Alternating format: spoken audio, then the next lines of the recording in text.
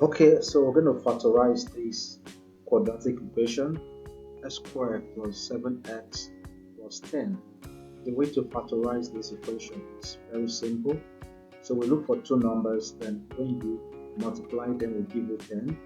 And then when we add the numbers together, it will give you 7.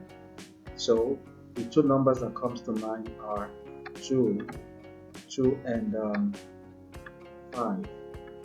2 and 5. So when you multiply 2 by 5, you get 10, constant, and when you add them up together, you get 7 as the answer. So what we're going to do, we're going to be having x2 plus 7x plus 10. So we're going to be having that here. We're going to be at the bracket x plus 2, this 2, then x plus this 5. That is the answer. Okay, we're looking at number 2. So we look for two numbers that we can multiply to give us minus 12, and when we add them up together to give us 1. It is x, the same thing as 1x, but we write it as x. So two numbers that we can multiply together give us minus 12 and to give us plus 1. Two numbers that comes to mind, are plus 4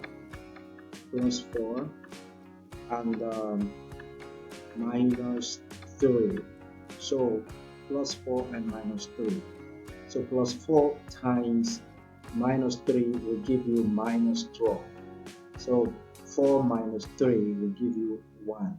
So the answer is going to be x squared plus x minus 12. I'm going to put the bracket. So we have x plus 4, and then we have x minus 3 is 3. So that is the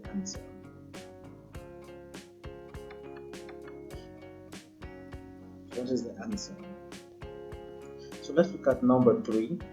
So the way it works, we look at two numbers that we can multiply together to give us 15, and when we add it up together, it will give us negative 8.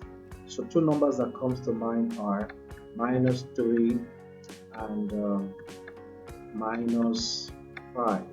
So minus 3 times minus 5 will give you plus 15. Negative 3 times negative 5 will give you negative 3 plus negative 5 will give you negative 8. Just like negative 3 times negative 5 will give you plus 15. So the answer will be x squared minus 8x plus 15 equals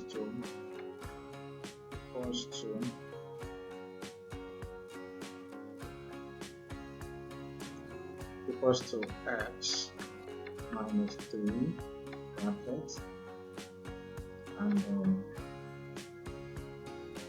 x minus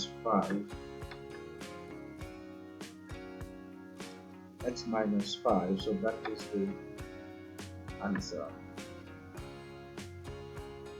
So the last one we're looking at today is number 4. So x squared plus 5x plus 6, we want to factorize this. So we look for two numbers that will multiply will give us 6, and we'll add them up together will give us 5, which is the coefficients of x. So now to get that, what comes to mind is 3 and 2. So when you multiply 3 and 2, you get 6.